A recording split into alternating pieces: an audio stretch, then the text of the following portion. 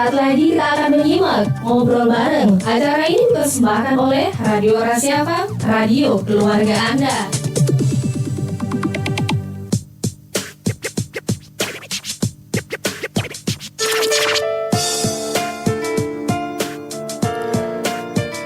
Assalamualaikum warahmatullahi wabarakatuh. Selamat pagi, salam sejahtera untuk Anda sahabat Rasi. Di pagi hari ini saya kembali hadir di ruang dengar Anda ya.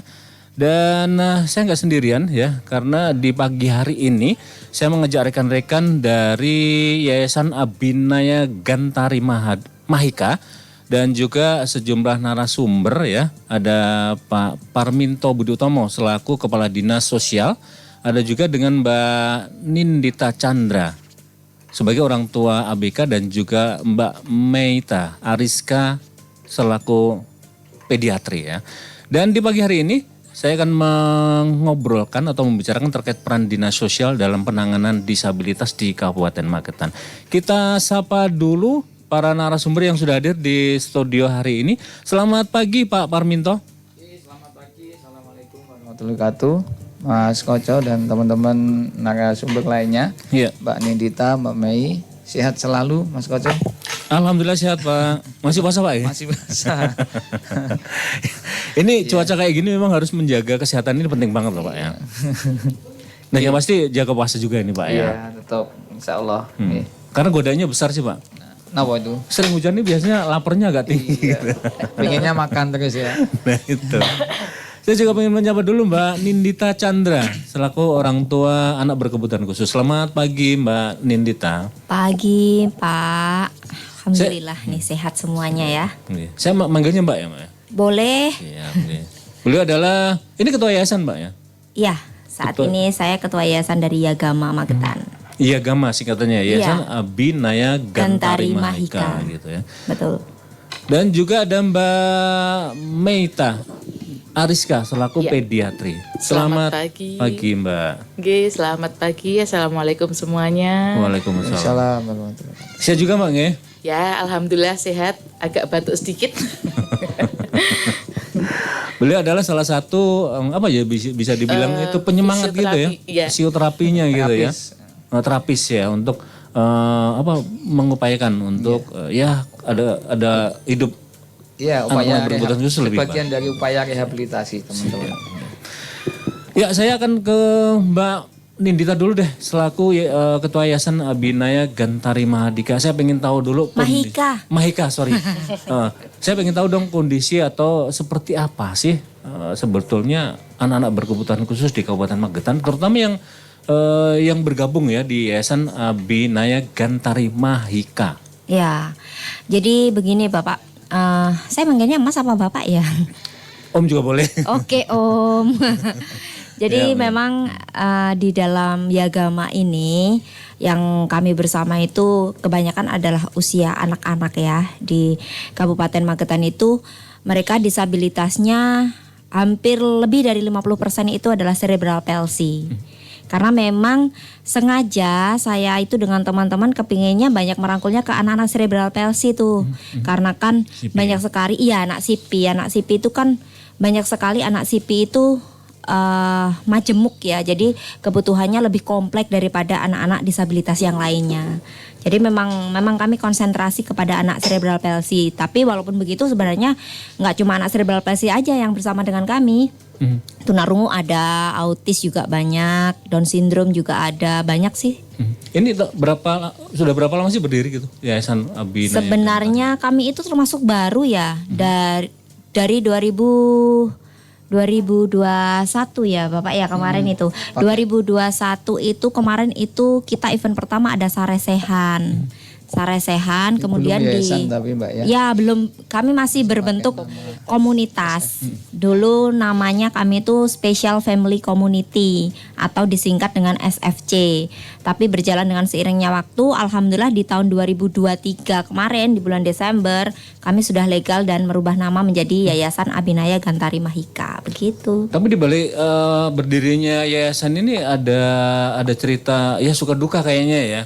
Dulu kayaknya kebersamaan gitu ya. Informasi yang sempat kita ngobrol kemarin betul. gitu ya. Jadi sebenarnya ini itu berawal dari memang saya itu adalah pelaku utama ya, karena anak saya yang pertama itu dia adalah memang anak disabilitas. Dan kebetulan dia termasuk golongan pada anak cerebral palsy. Iya. Dari situ sebenarnya saya ternyata menjadi orang tua anak berkebutuhan khusus itu bukan hal yang mudah. Banyak sekali tantangan yang saya hadapi selama saya membersamai dengan anak saya.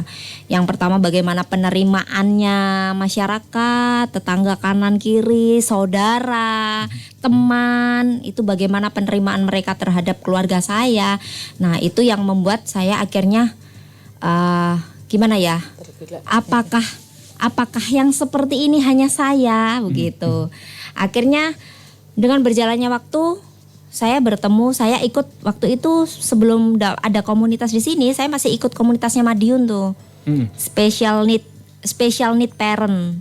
Yeah. Yang sekarang sudah berubah menjadi yayasan Mutiara Hati Spesial. Nah, saya dulu bergabung dengan di sana, di bawahnya Bunda Mimin. Nah, dari sana saya melihat ternyata teman-teman itu banyak. Saya berpikir, saya kan ada di Magetan nih. Ada nggak sih sebenarnya komunitas yang seperti ini, gitu? Ternyata belum ada. Akhirnya kenapa kok tidak saya aja yang ngajak teman-teman? Saya juga kepingin kenal dengan saudara-saudara yang senasib dengan saya. Akhirnya pada waktu itu saya berkomitmen, saya ajak beberapa teman-teman yang memiliki anak disabilitas. Kebetulan dari saya kan guru nih Mas, guru TK nih.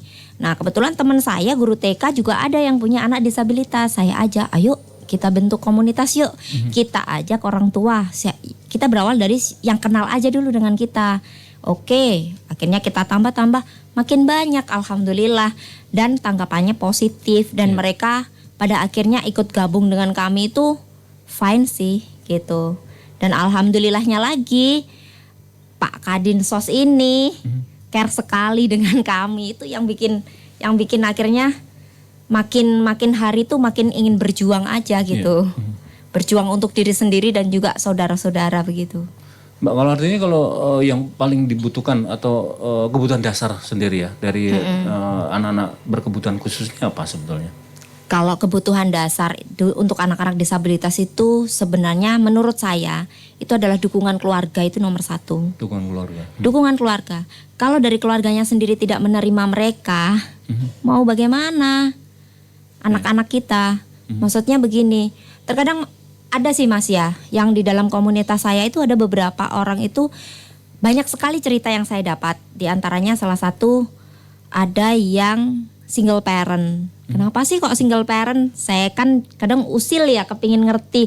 Bukannya kepo karena ingin tahu urusan orang, bukan. Karena saya pingin tahu karena bagian dari komunitas. Ternyata banyak sekali cerita dari mereka itu. Beberapa berpisah karena titipannya ini gitu. Nah itu yang penting. Kalau dari dalam keluarganya aja tidak bisa menerima, siapa yang mau menerima anak ini? Kalau bukan orang tuanya dulu yang yang mengikhlaskan, maksudnya bukan hal ini bukan aib loh, kita punya anak seperti ini. Ini juga bukan penyakit loh, ya kan? Ini tuh titipan Tuhan, benar-benar bahwa kita itu adalah manusia yang dipilih gitu. Jadi kalau bukan kita, ya deh saya dititipin apapun bentuknya, alhamdulillah kita terima. Dari situ kalau kita sudah menerima, kita baru bisa akan bergerak mengajak masyarakat untuk menerima juga anak kita begitu. Tapi saya yakin ini mohon maaf, saya boleh tanya terkait sikap jenengan dulu. Saya yakin deh banyak dari kita bakal perang batin lah dengan kondisi anak seperti itu. Kalau jenengan waktu itu seperti apa? Waktu mengetahui bahwa aduh anak saya ternyata anak-anak berkebutuhan khusus gitu, seperti apa? Ini tahunnya juga sejak kapan gitu? Sebenarnya tadinya enggak. Anak saya itu kalau dibilang kebutuhan khusus dari lahir enggak ya Mas ya. Karena dulunya perkembangan yang terakhir sebelum dia mengalami koma, anak saya itu milestone-nya iya normal, tumbuh kembangnya itu normal, sesuai gitu loh. Sesuai dalam arti saat itu dia waktunya duduk, dia juga duduk. Hanya saja memang posturnya waktu itu si Di kakak usia berapa itu, Pak? itu usia 7 bulan Bapak. Oh, gitu. Jadi setelah saya piton-piton ya kalau orang Jawa ya. Iya. Habis dipitoni dia demam tuh, panas tinggi. Setelah panas tinggi dia mengalami penurunan kesadaran. Nah sejak itu mulai dari sadarnya itu ternyata dia divonis saraf mata, saraf telinganya melemah. Kemudian organ-organnya anak saya termasuk ginjal waktu itu sempat mengalami gangguan. Kemudian paru-paru dan jantungnya juga. Nah waktu itu saya belum kepikiran bahwa nantinya anak saya akan disabilitas. Tidak ada kepikiran seperti itu. Saya pikir itu hanya penyakit biasa yang nanti akan bisa saya sembuhkan. Sejalan dengan waktu ternyata perkembangannya tidak sesuai dengan usianya. Lah anak saya kok jadi nggak respon gitu, nggak respon. Saya kasih mainan nggak ngikutin mainannya, saya panggil nggak nengok. Anak ini kan sudah usia 1 tahun. 1 tahun itu usia yang lainnya udah mulai apa? Jalan ya, 1 tahun jalan ya. Anak saya hanya terbaring saja waktu itu. Bahkan untuk memiringkan badannya saat dia tidur aja dia nggak bisa. Saya bawalah ke dokter. Nah dari situ saya baru seperti menerima kenyataan pahit saat saya bawa ke dokter anak. Saya nggak bisa menyebutkan beliau siapa. Saat saya ke sana, dokter itu mengatakan, ini benar-benar dikatakan oleh seorang dokter ya. Ibu jangan berharap banyak ya dengan kesehatan putranya karena sudah tidak ada harapan. Itu yang saya terima pertama kali. Yang saya dengar pertama kali dari kata-kata seorang dokter anak, spesialis anak. Itu berkata seperti itu. Saat itu wajar ya suami saya langsung marah tuh. Langsung marah mau dipukul dokternya. Saya bilang aduh sudah. Sudah ini tidak ada gunanya. Berbuat seperti ini tidak ada gunanya. Kita cari tahu lah apa benar dan bagaimana kondisi anak kita yang sebenarnya begitu. Akhirnya oke, kita cari tahu. Sampai yang terakhir saya bawa dia ke rumah sakit Muwardi. Dari sana dokter mengatakan bahwa iya terjadi beberapa gangguan pada saraf otak karena disebabkan oleh meningitis saat itu begitu. Meningitis, ya, diagnosa dokter seperti itu. Saya bilang, "Dok, kalau anak kena seperti ini efeknya bagaimana?" Dokter menjelaskan, bla bla bla bla bla bla. Diam saya. Oh my god, saat itu yang saya keluar dari mulut, saya nggak bisa keluar apa-apa. Saat itu nangis juga nggak bisa. Hanya waktu itu saya hanya bener nggak sih ini tuh sebenarnya kok kayak gini. Tapi tahu nggak bahwa nanti efeknya seperti apa dari meningitis? Sudah dari dokter itu, dokter bilang seperti itu. Dan ada juga yang mengatakan bahwa koma yang terjadi di bawah usia 2 tahun ya. Karena dia itu belum mengalami proses berjalan, belum mengalami proses berbicara, itu akan lebih lama recovery-nya. Karena dia sebelumnya memorinya untuk dia berjalan, memorinya dia untuk berbicara itu belum ada gitu loh. Akhirnya ya sudah. Akhirnya waktu itu saya hanya bisa tengok kayak nggak ngerti gitu loh. Padahal ini yang saya bilang kan, maaf saya putus. Ini artinya waktu seperti inilah yang waktu kritis gitu ya untuk bagaimana kita bisa menyikapi dengan situasi yang kita hadapi saat itu gitu ya. Iya betul. Saat itu saya nggak bisa berbuat apa-apa sih Mas. Saya nggak tahu ya. Makanya itu kenapa saya harus membersamai saudara-saudara saya. Karena saya pernah berada di posisi seperti orang itu. bingung. Siap. Saat saya menjadi orang bingung, saat itu orang berkata apa, saya ngikut. Siap. Coba deh anaknya dibawa ke sana, siapa tahu ini kesambet. Saya bawa ke sana. Coba dibawa ke sana. Apa ini kayaknya mbahnya ada yang ngikut gitu, Pak. Mbah siapa lagi yang ngikut, ini mbahnya masih ada semua. Ini unlogik gitu ya. Iya. Di luar logika. Betul. Tapi ya waktu itu saya pernah sempat menjadi orang bodoh itu seperti itu. Ngikut aja sampai beberapa tahun ternyata nggak ada perkembangan. Oke. Kita tahan dulu Mbak. pengalaman Anda, karena saya yakin para pendengar Radio Rasi juga pengen tahu seperti apa untuk menyikapi kalau kita menemukan hal yang seperti itu gitu. Saya yakin ini nggak ringan atau nggak mudah untuk diterima ya. Tetapi di sini ya, kita ngobrol bareng ini dengan Yayasan Abinaya Gantari Mahika, ini kita harapkan bisa menguatkan satu yang lainnya gitu Mbak ya. Iya, betul Kalau kita menghadapi situasi seperti itu, apa yang harus kita lakukan? Kita akan lanjut setelah yang satu ini. Bentar lagi jam istirahat. Waktunya bikin teh jus nih buat anak-anak. Kalau es tehnya teh jus, bikin biang tehnya cepet. Mau tijus, mau. Tenang anak-anak, semuanya kebagian. Mau rasa apa? Aku mau tijus lemon. Kalau aku mau tijus madu. Aku gula batu. Mau melati. Apel. Oh siap, teh jus kan banyak rasanya. Asik. Wah. Nah gimana? Enak es tehnya? Enak. Mau dong. Tijus, rasa tehnya berasa enak banget. Iya. Segernya tijus bikin mau lagi. Mau teh jus lagi? Mau. Nyajiin teh jus cepet, gak ribet, banyak untungnya. Panas-panas enaknya minum tijus. Semua rasanya enak. Ayo, ganti es tehmu dengan teh jus. Segernya nggak nanggung-nanggung. Dari Wings Food. Kang Bejo, sampean ki borong apa to Kang? Sajake mbayani tenan. Iki lho yu, ceritane mau aku lah arep nyemprot tanduran kedeleku nganggo pupuk cair KCC. Lah kok ndelalah stok ning omah Lho entek. Kang, sampean yo nganggo pupuk KCC to? Lak podo karo aku. Yo jelas to. Sopo wonge sing ora kepencut gunake pupuk cair KCC tutup putih sing khusus kanggo ningkatke hasil panen kacang utawa kedelai. Jian mantep tenan, regane terjangkau. Monggo enggal kemawon sami ngginakaken pupuk cair KCC. Pupuk cair KCC sumadyo dateng Toko Tani Agung, Jalan Raya Walikukon nomor 8 Ngawi. Toko Tani Makmur utawi Bukosim ngajeng Rumah Sakit Panti Waluyo Caruban Madiun. Toko Sumber Barokah utawi Pak Yoto, Jalan Kasianto, RT 6 RW 1, Kawetanan, Magetan. Toko Afitani Pencol Randu Songo Greh Ngawi. Toko Subur Makmur Dukuh Muguraya Desa Kedung Prau Padas Ngawi. Toko Pak Suradi Perapatan Samben Sidokerto Karangjati Ngawi. Ugi sumadyo dateng toko-toko pertanian sakelak panjenengan. Pupuk cair KCC Astro bisa didapatkan di Radio Rasi FM Magetan, Komplek MT Hareno Permai 13 Magetan, atau di Rumah Agus, Weru Manjung Panean.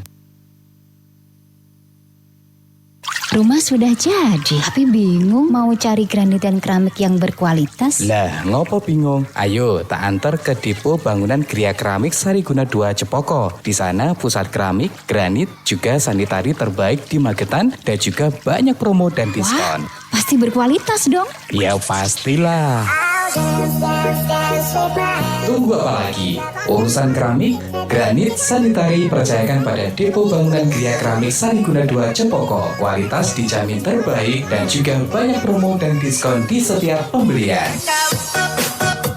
Untuk pembelian 11 free 1, untuk pembelian 1 diskon 5-10%, cashback diskon sampai dengan 10%. Berbagai granit all motif, all tipe, all merek dijamin terbaik di Magetan. Depo Bangunan Gria Keramik Sariguna 2 Cepoko, berbagai macam kebutuhan bangunan terlengkap dan termurah dengan pelayanan yang ramah dan banyak promo dan diskon. Depo Bangunan Gria Keramik Sariguna 2 Cepoko yang beralamat Jalan Raya Panean Cepoko, Magetan. Telepon atau WA di 0857 36 46 4358 atau bisa kunjungi Instagram Depo_Sariguna 2 atau Facebooknya Gria Keramik Sariguna. Depo Bangunan Gria Keramik Sariguna 2 Cepoko, pusat keramik, granit, sanitari terbaik di Magetan.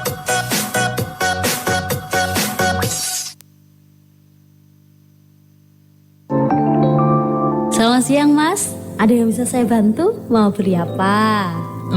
Itu Mbak, Obat herbal untuk mengatasi kolesterol dan darah tinggi apa ya? Ini Mas, bisa mengonsumsi Agarilus T, cocok untuk keluhan Anda.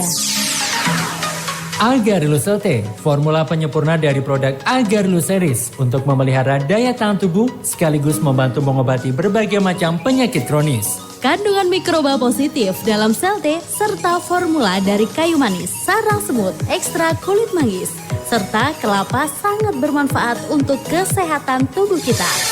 Agarilus T berfungsi sebagai pembersih racun, penyeimbang gizi, serta meningkatkan kekebalan tubuh. Juga bisa untuk membakar lemak, menurunkan kolesterol dan lemak tak jenuh dalam darah. Dapatkan segera produk Agarilus T di apotek, toko obat herbal, agen resmi terdekat di daerah Anda, serta tersedia di radio kesayangan Anda ini.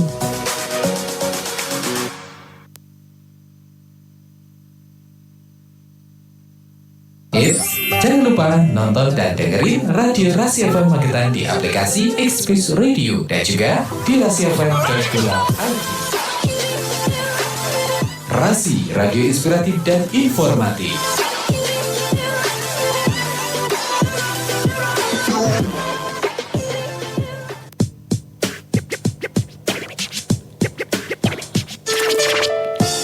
Baik, masih bersama Radio Rasi FM di Ngobrol Bareng dengan Yayasan Abinaya Gantari Mahika.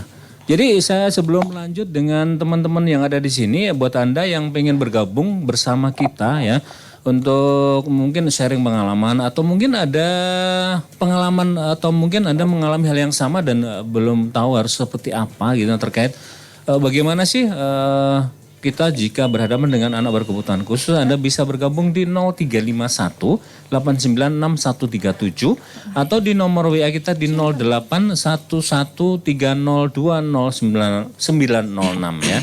Nanti akan kita coba untuk korelasikan dengan teman-teman yang ada di sini ya. Dan saya kembali ke Mbak Nindita nih Mbak. Mbak, kalau tadi kan sempat dibilang masa transisi gitu ya. Iya. Bagaimana kita menghadapi itu hal yang paling sulit saya pikir gitu ya. Betul. Kita nggak tahu harus ngapain, kemudian bagaimana menyikapinya. Waktu itu apa yang jenengan lakukan itu Mbak? Kalau yang waktu pertama kali saya ngerti anak saya ternyata akhirnya menjadi anak disabilitas, waktu itu ya saya sempat menyalahkan diri sendiri. Sempat dari saya sendiri itu bingung. Sebenarnya yang pertama kali saya bingung. Saya saat itu hanya bilang begini, haruskah seperti ini Tuhan? Waduh, kalau orang bilang kayak gitu ya. Tapi ini dulu kok bisa kayak gini ya? Kayaknya saya deh yang salah. Banyak menyalahkan diri sendiri sih waktu itu. Lebih ke menangis. Kemudian pastilah ya down sekali. Yang pasti saya down sekali. Yang membuat saya down karena saya nggak tahu harus berbuat apa. Kemudian bagaimana nantinya saya harus menghadapi anak saya ini. Saya harus berbuat apa. Terus anak seperti ini bisa nggak ya. Saya tuh waktu itu saya masih punya impian bahwa saya yakin anak saya bisa kok kembali seperti dulu itu. Jadi kayak impian yang mungkin nggak sih gitu aja. Udah sih banyak bingungnya sih Mas waktu itu. Dan dulu kayaknya artinya kita juga akhirnya nggak logis mikir gitu ya.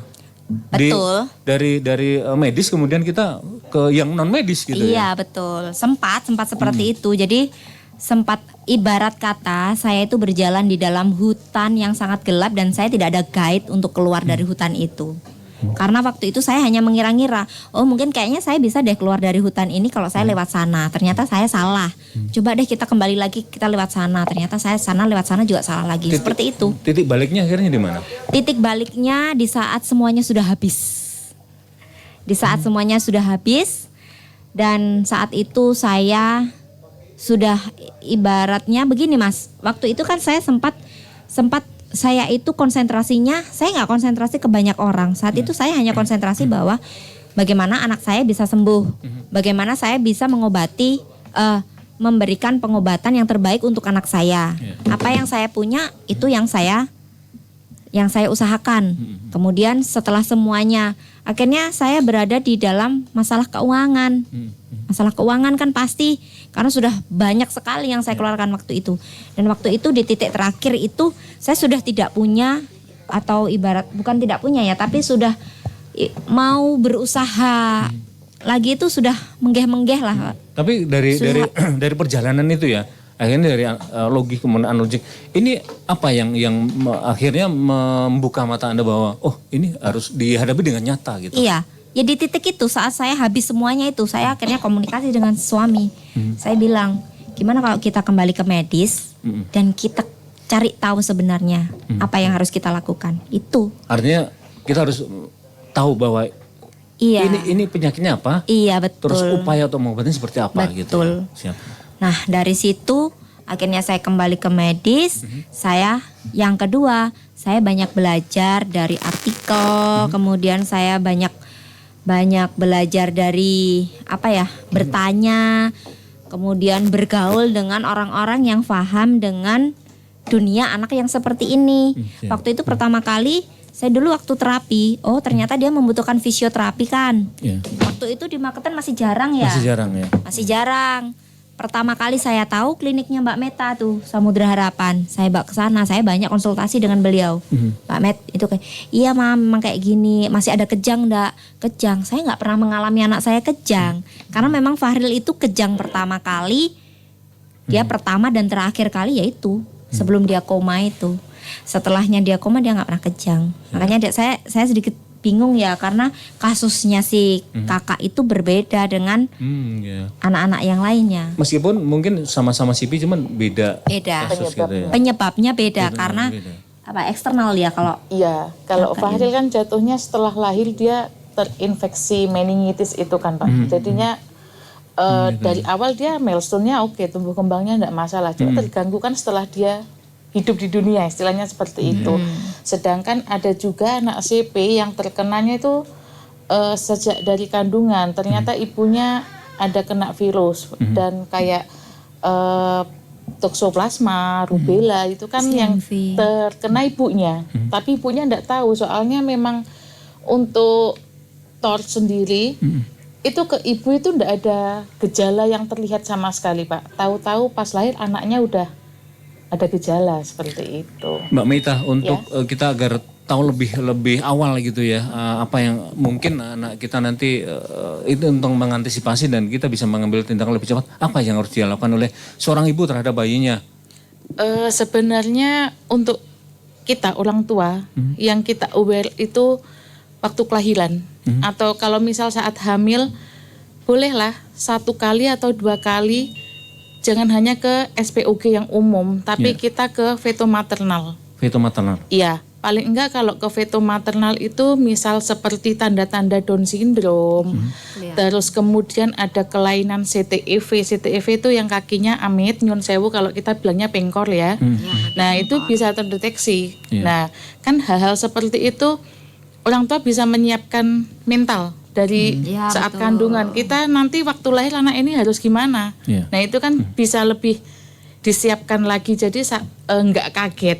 Yang pertama itu ya waktu kehamilan kalau bisa 1 atau 2 kali lah kunjungi ke SPOG veto maternal. Magetan banyak sudah Mbak ya? Belum. Veto maternal? Kalau vetonya Semadiun cuma 1, Dokter Tauhid. Dokter Tauhid aja yang ada. Iya. Kemudian saat kelahiran kita juga harus aware lagi. Anak itu langsung nangis enggak? Soalnya itu salah satu gejala awal.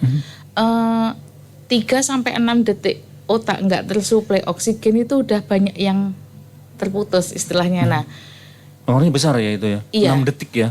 Iya, itu lumayan. Iya, jadinya anak harus langsung nangis. Kalaupun enggak langsung nangis, berapa menit? Berapa detik? Itu hitungannya sangat banyak yang keputus soalnya Pak. Kalau misalkan sampai hitungannya menit enggak nangis. Nah, itu setelah anak enggak nangis itu harus ada koreksi apakah anaknya masuk picu atau langsung dibawa pulang atau apa, itu harus ada koreksi. Kemudian misal setelah lahir udah di rumah kita cek lagi ada kejang enggak. Kejang itu ada macam-macam untuk anak-anak. Yang penting kalau begitu kejang kita usahakan langsung ke rumah sakit. Nggak usah lah ikut-ikut dikasih kopi atau apa ya. Amit nyun sewu, kita Harus memastikan Iya, dulu secara medis gitu P3K-nya ya? langsung ke medis aja daripada nanti terlambat, kasihan ke anaknya. Itu sampai umur berapa Mbak? Artinya itu waspada gitu? Kalau untuk kejang biasanya itu sampai 5 tahun, Mbak. 5 tahun. Iya, iya. Soalnya ada juga kebetulan pasien di tempat saya, dia itu kejang setelah usia 3,5 TK. Iya, tapi memang dia waktu kecil memang udah ada riwayat. Lahir enggak langsung nangis, sudah mau lewat lah istilahnya anaknya. Cuma dia tumbuh kembangnya ya oke, masih bisa terkejar. Nah, kecentok, batuk pilek, kemudian kejang, dia akhirnya ada lesi di sebelah, jadi kayak orang stroke.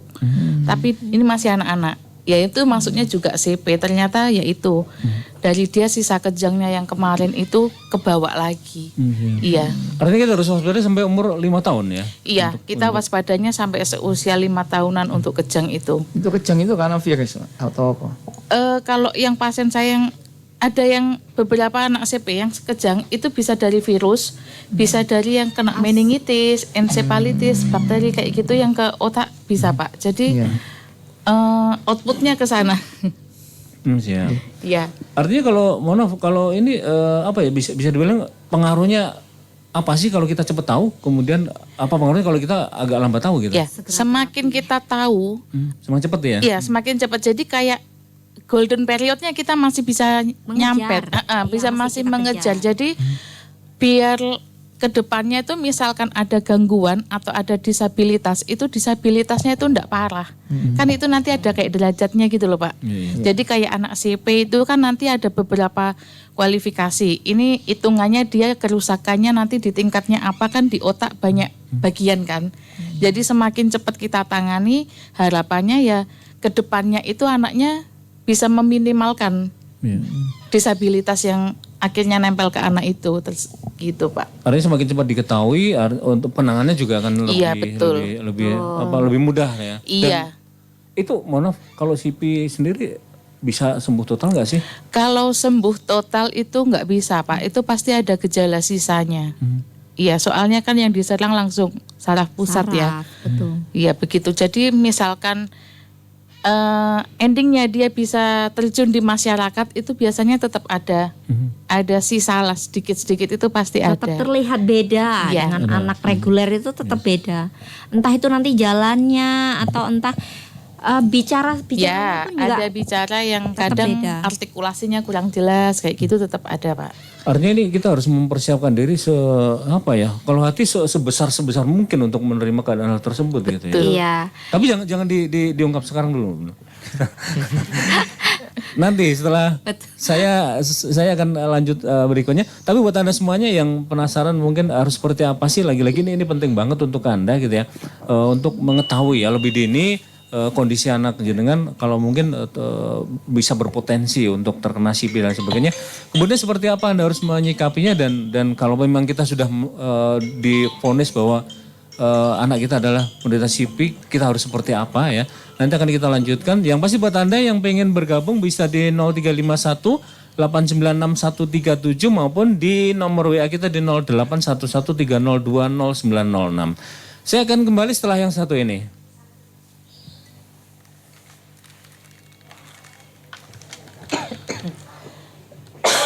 Mbak Meta kok kayaknya suaranya nggak bisa masuk ya?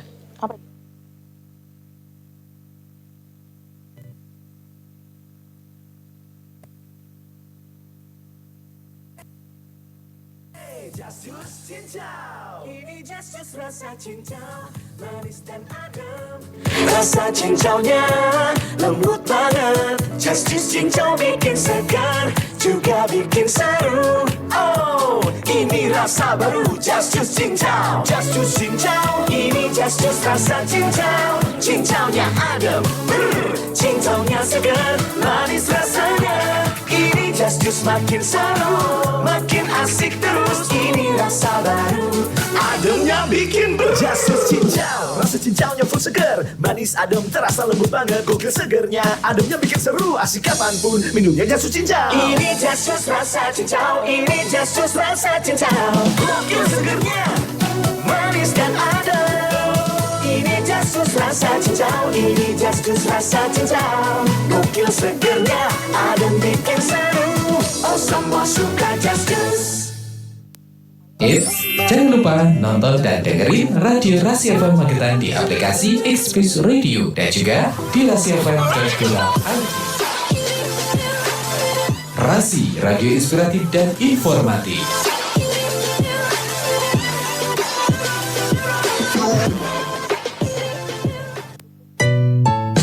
Ayo, teruslah melangkah dengan hidup baru. Bersih bersama untuk semua. Mandi, mandi, mandi, cuci, cuci, cuci. Biasakan bersih dengan air jernih. Alam pun ikut berseri. Mandi, mandi, mandi, cuci, cuci, cuci. Biasakan hidup bersih dengan air jernih. Semesta ikut berseri. Sehat di diri, berseri di hati. Eits, jangan lupa nonton dan dengerin Radio Rasi FM Magetan di aplikasi Express Radio dan juga di rasifm.com. Rasi, radio inspiratif dan informatif.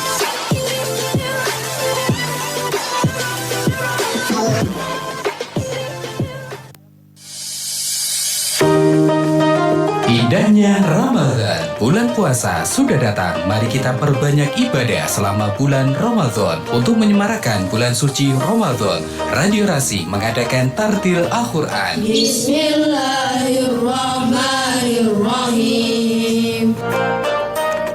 Acara Tartil Al-Quran diselenggarakan setiap hari Senin sampai Kamis jam 1 sampai 2 siang. Sahabat Rasi juga bisa mengikuti visual Radio Rasi FM Magetan di aplikasi Express Radio dan juga di rasifm.co.id.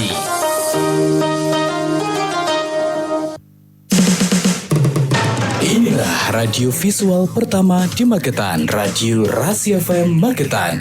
Bisa ditonton di aplikasi Express Radio dan juga di rasifm.co.id.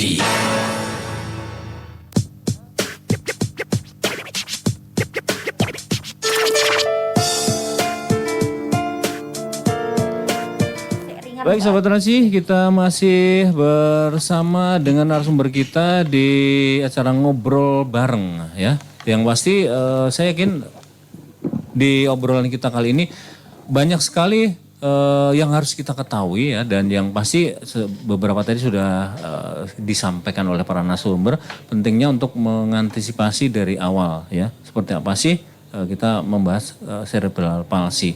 Sebelum ke narasumber lainnya, Mbak Meita maupun Mbak Nindita, saya pengen ngobrol dulu dong dengan Pak Parminto selaku Kepala Dinas Sosial Kabupaten Magetan. Pak, kalau menghadapi hal ini apa yang sudah dilakukan oleh pemerintah daerah? Karena dari pembicaraan tadi saya tahu ini dokter aja kayaknya kita nggak punya gitu ya untuk mengantisipasi mungkin gejala awal daripada cerebral palsy gitu ya. Kemudian dari awal tadi juga untuk melakukan pengobatan pun kita juga belum punya dulu gitu ya. Tapi kita tahu sekarang kita sudah punya gitu Pak. Namun Pak, gimana, apa aja yang sudah dilakukan oleh pemerintah daerah terkait orang tua yang memiliki anak dengan kebutuhan khusus cerebral palsy ini Pak? Tadi sudah berbicara nih mulai awal dua narasumber yang luar biasa. Jadi artinya ini baru seperti Mbak Nindita ini kan baru satu di antara sekian di warga Kabupaten Magetan. Artinya memang penyandang disabilitas itu tidak mungkin kemudian tanpa campur tangan pihak-pihak lain ya. Walaupun memang ujung-ujungnya penanganan disabilitas sebagai bagian daripada penyelenggaraan kesejahteraan sosial itu ya kembalinya ke keluarga. Tapi keluarga pun juga ternyata kan kapasitasnya, kualitasnya dan kemampuannya itu beda-beda.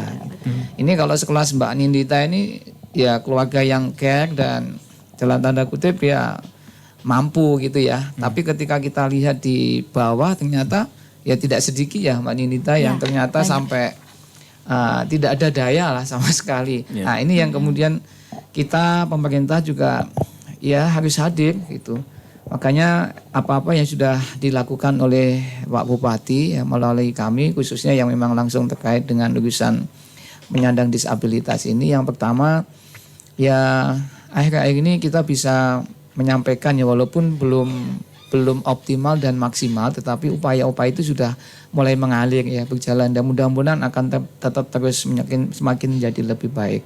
Di antara dukungan legalitasnya sudah ada nih Pak Koco ya, ada di Perda 5 2021 tentang penghormatan, perlindungan dan pemenuhan hak penyandang disabilitas.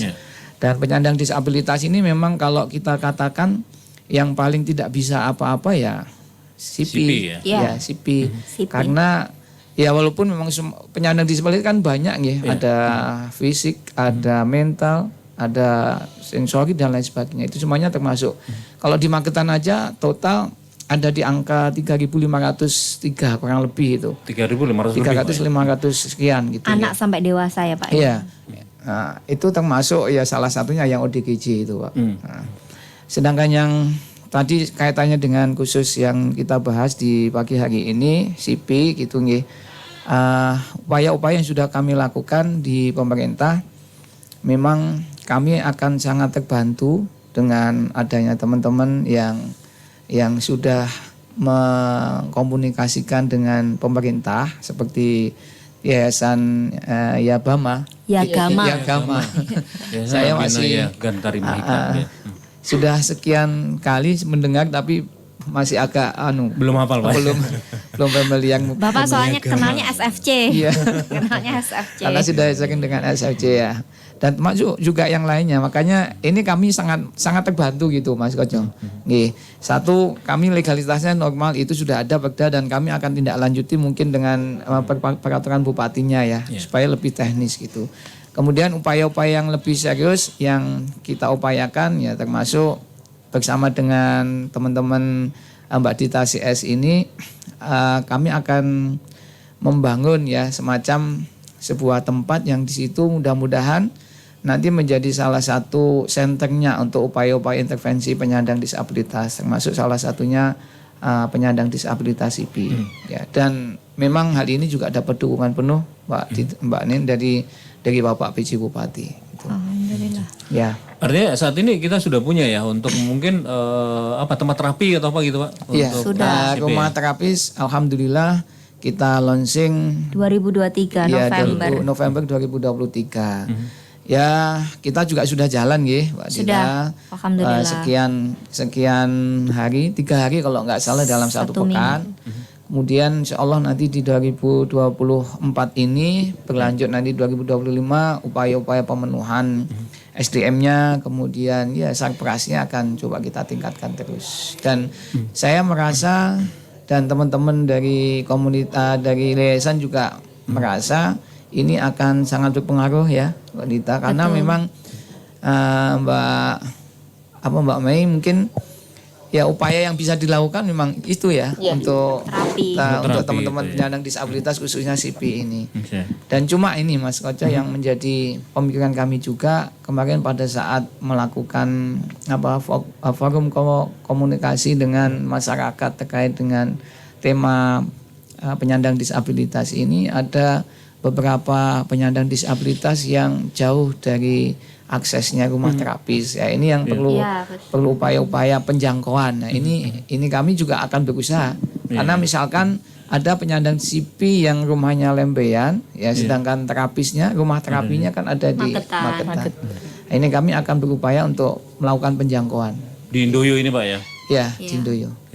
Belakangnya bakso Pak Yanto. Kalau bakso Pak Yanto kan terkenal. Kalau Gria terapinya Doi juga terkenal itu. Oh iya. Ada beberapa yang sudah mengirimkan pesan singkat, dan juga nanti yang mau bergabung bisa 0351896137 maupun di 0811302096 gitu ya. Dan yang pasti perbincangan kita ya, ngobrol bareng bersama Yayasan Abinaya Gantari Mahika ini masih berlanjut ya. Dan juga yang sudah mengirimkan pesan singkat nanti akan saya bacakan. Tapi untuk keberlanjutannya kita dengarkan dulu yang mau lewat berikut.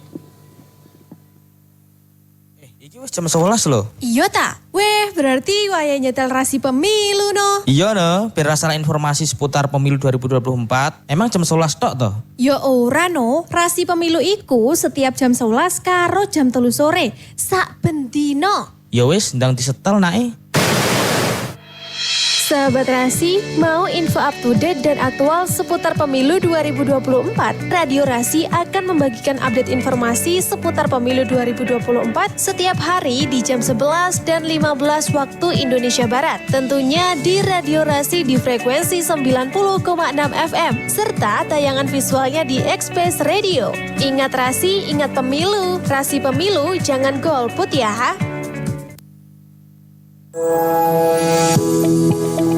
Sahabat sehat, RSUD Dr. Saidiman Magetan kembali mengadakan kegiatan senam jantung sehat bersama komunitas jantung Magetan. Acara ini dilaksanakan setiap Jumat Pahing pukul 6:30 pagi. Bertempat di halaman depan gedung farmasi rawat inap RSDS, gratis dan terbuka untuk umum. Mari bersama turunkan resiko serangan jantung di Indonesia melalui gerakan jantung sehat. Info lebih lengkap hubungi 0856 463 46811. Sayangi jantung Anda dengan melakukan pola hidup sehat. RSUD Dr. Saidiman Magetan, kami siap melayani kesehatan Anda.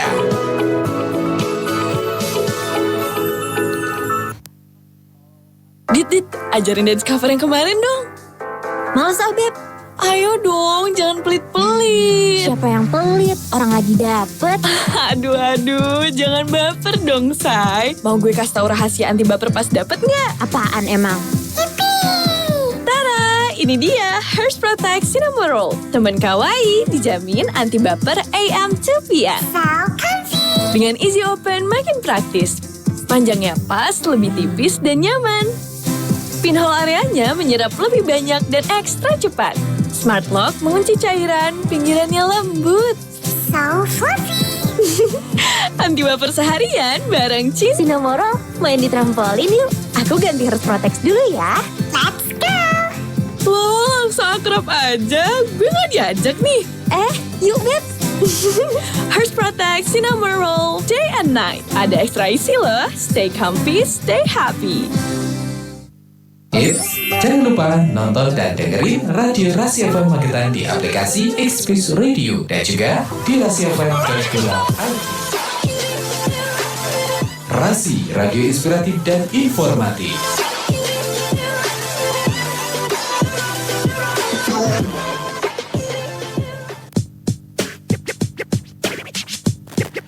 Masih di 90,6 Radio Rasi FM dan masih ngobrol bareng dengan Yayasan Abinaya Gantari Mahika. Dan sekali buat Anda yang pengen bergabung bersama kita ya terkait peran dinas sosial dalam penanganan disabilitas di Kabupaten Magetan, Anda bisa mendaringkan di 0351896137 maupun di 0811302096. Saya akan bacakan sebelum kebersamaan kita berlanjut, saya akan membacakan ada beberapa pesan masuk yang sudah dikirimkan oleh pendengar ya. Ini ada Mas Bayu nih, mana tadi? Nah ini Mas Bayu menanyakan untuk istri saya ini hamil 3 bulan ya. Nah ini apa yang harus saya lakukan agar mengetahui atau mengantisipasi adanya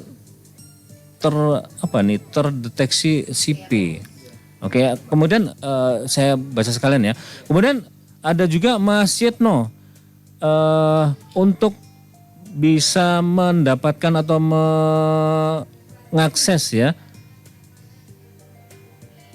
bahasanya belibet, untuk mengakses fasilitas untuk nah yang dimiliki oleh pemerintah daerah ini seperti apa gitu. Nah, kemudian yang ketiga dari Mas Budi ini ya. Katanya tetangga saya memiliki anak yang berkebutuhan khusus gitu. Nah ini dia pengen bergabung dengan Yayasan Abinaya. Nah, ini persyaratan seperti apa gitu. Nah agar dia juga bisa mengetahui apa yang harus dilakukan untuk menghadapi ya atau merawat anak berkebutuhan khusus dengan CP. Kayaknya kita satu tahu dulu ya. Ke Mbak Meita kayaknya nih. Mbak Meita, ini kalau istrinya ini hamil 3 bulan. Ini apa yang harus dilakukan agar dia bisa mengetahui apakah anaknya nanti terdeteksi dengan CP atau apa gitu?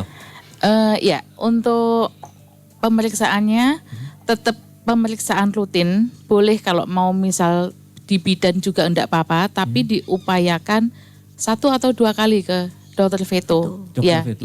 Soalnya nanti kalau ke dokter veto, mungkin kalau terdeteksi CP itu masih susah ya. Cuma setidaknya kayak pengecekan ke janin itu jadi lebih rinci. Lebih detail gitu. Iya, apalagi usia 3 bulan ya itu tadi. Iya, 3 bulan. Jadi itu kalau misalkan ke veto itu Pak, kita janin yang masih kecil aja itu ada kayak kan yang terbentuk dari sel, dari 2 sel jadi 4, jadi 8. Nah itu nanti yang kebentuk kan nanti ada otak sama medula spinalis kan. Itu nanti ada jarak. Nah dari jarak yang hanya sepersekian mili itu bisa terukur. Ini nanti ada mengarah ke Down syndrome apa enggak itu di situ bisa kelihatan. Terus apakah nanti anaknya ada misalkan kelainan bibir sumbing atau kakinya tadi Amit nyun sewu misalkan pengkor. Nah itu kan bisa terlihatnya di situ ya. Tapi kalau misalkan itu 1 kali ke dokter veto, dokternya bilang enggak masalah ya. Oke, dilanjutkan periksa lagi ke bidan seperti biasa enggak apa-apa, ke dokter spesialis obstin yang umum juga enggak apa-apa seperti itu. Mungkin pertanyaan tadi kan usianya 3 bulan gitu ya. Nah, ini waktu yang tepat memang usia berapa? Ya, kalau untuk ke veto maternal itu memang kalau bisa TM1 enggak masalah. Biasanya nanti dokter veto maternal itu akan menyarankan lagi perlu pemeriksaan lanjutan atau enggak. Kalau misalkan tidak ya sudah cukup. Tapi kalau misalkan butuh lagi biasanya dokter akan ngasih tahu, oh ini nanti datang lagi ya di minggu keberapa. Seperti itu. Iya. Berdasarkan hasil dari apa? Iya, dari analisa dokter, pemeriksaan dokter. Iya. Soalnya kebetulan ada pasien saya, anak pertama itu memang CP karena hidrosepalus, kemudian ibunya program untuk hamil lagi, itu ya akhirnya kan karena udah tahu kakaknya ini ada CP, akhirnya waktu hamil kemarin ya berusaha ke veto, coba tanya dengan riwayat kehamilan pertama yang seperti ini, untuk yang kedua ini antisipasinya seperti apa. Nah itu sama dokter kemarin beliau datang pas usia kandungan 14 atau 16 minggu. Lalu sama dokternya disuruh datang lagi pas usia 24 atau 26 minggu gitu Pak. Untuk diperiksa lagi seperti itu. Jadi kalau memang butuh periksa lanjutan, dokter biasanya menyarankan hal iya. itu gitu ya. Ke Mbak Nindita dong. Nah ini tadi ada yang kalau tetangganya ini bergabung dengan teman-teman Yayasan Abinaya seperti apa gitu? Enggak ada syarat khusus sih Mas. Langsung aja bisa langsung gabung karena memang di Yagama itu kami itu membentuk memang untuk mengumpulkan orang-orang tua yang memiliki anak berkebutuhan khusus supaya kami itu bisa saling menguatkan satu sama lain. Kemudian kalau misalkan ada program-program apa itu bisa kami sampaikan. Dan sebenarnya di yayasan kami itu ada beberapa program kerja, di antaranya salah satunya adalah kami itu mengunjungi setiap di Ahad ke-1 dan Ahad ke-3 itu biasanya kita ada program mengunjungi ke rumah-rumah ya. Ini Mbak Meta juga ikut kok, gabung juga di yayasan kami. Jadi mengunjungi ke rumah-rumah itu sekalian kita tuh mencari apakah masih ada yang orang tua yang memiliki anak berkebutuhan khusus yang belum bergabung dengan kami. Karena memang tujuan kami itu bukan nggak ada syarat khusus bahwa harus ada pendaftaran atau enggak, karena memang kami itu memang bertujuan ayo kita kumpul bersama, kalau misalkan ada informasi kita sharingkan seperti yang sudah terjadi saat ini. Itu kan sering sekali pembagian kayak kemarin ya Bapak ya, pemberian sepatu AFU gratis. Nah kan kalau mereka kalau informasi itu tidak kami sampaikan kepada mereka juga mereka nggak akan tahu. Makanya kami tuh memang sengaja membuat komunitas seperti ini supaya ini bisa diperoleh informasi dengan cepat dan mudah untuk saling informasi. Jadi di situ tuh di dalam komunitas saya tuh ada grup WA. Di dalamnya ada ada pediatri fisioterapi, ada pediatri okupasi terapi, ada pediatri terapi bicara, kemudian dari TKSK juga ada Bapak. Jadi Bu Yuyun itu gabung juga, Mas Egi dari Dinas Sosial juga ada di dalamnya. Kemudian ada juga kepala sekolah SLB, kemudian ada juga guru-guru pendamping khusus atau guru-guru GPK yang ada di sekolah inklusi itu ada. Jadi di situ tempatnya kita untuk berbagi informasi. Kalau ada informasi misalkan ini ada bantuan untuk AVO gratis atau kursi roda, ya kursi roda. Kemudian di situ juga sesi curhat biar sama-sama. Saya punya misalkan nih, saya tuh punya anak si P ini kok gini ya maaf BAB-nya tuh seperti ini. Nah itu siapa yang tahu informasinya di situ biasanya Mbak Meta juga menjelaskan.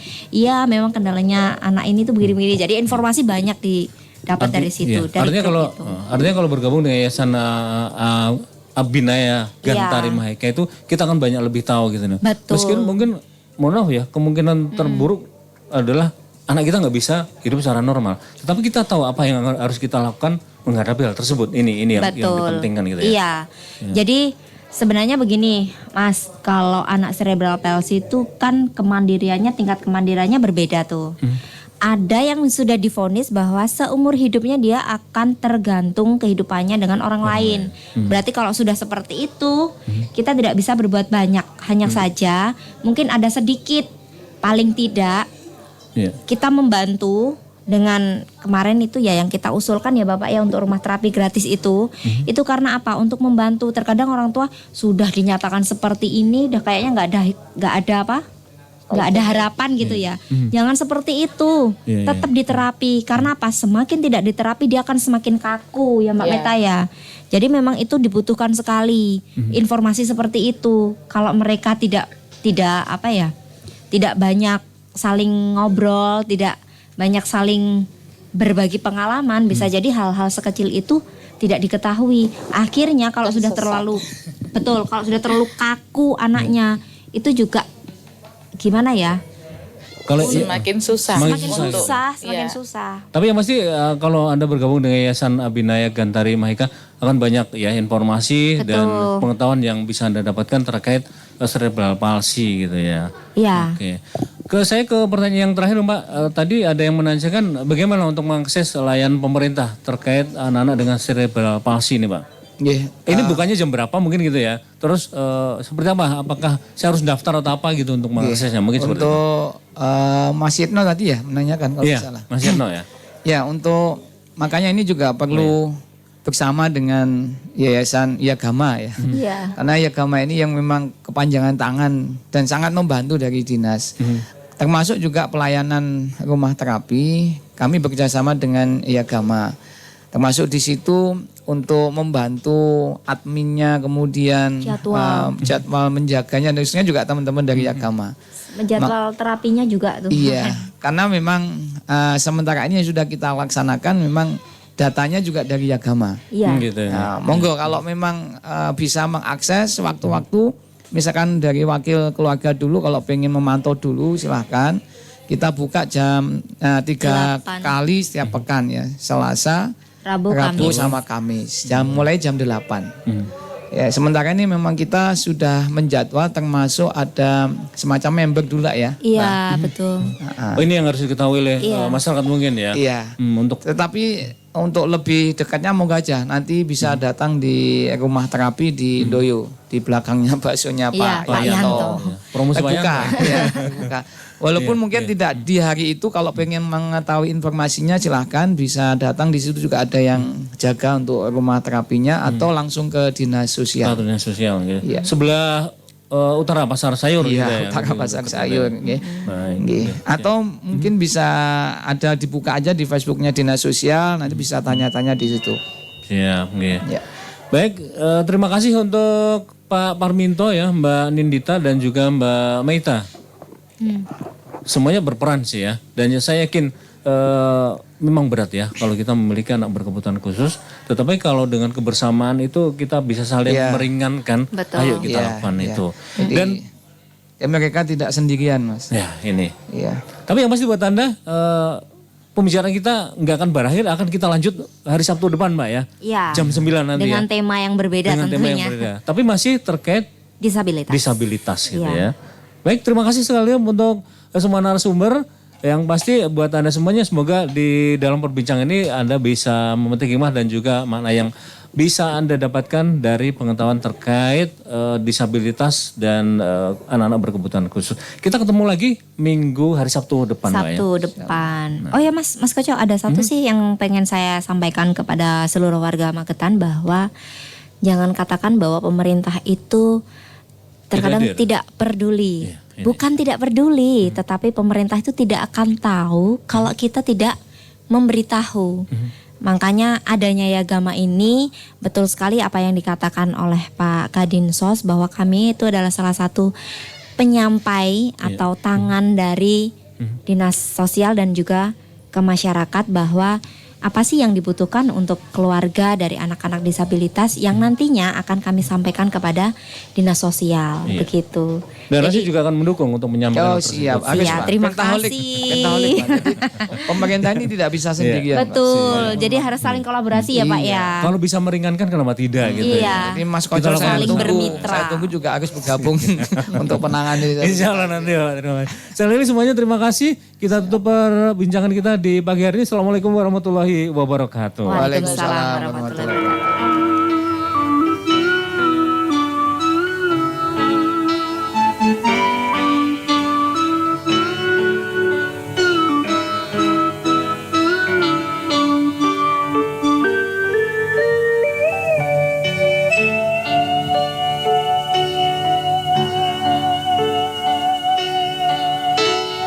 Denting piano kala jemari menari, nada merambat pelan di kesunyian malam saat datang rintik hujan bersama sebuah bayang yang pernah terlupakan.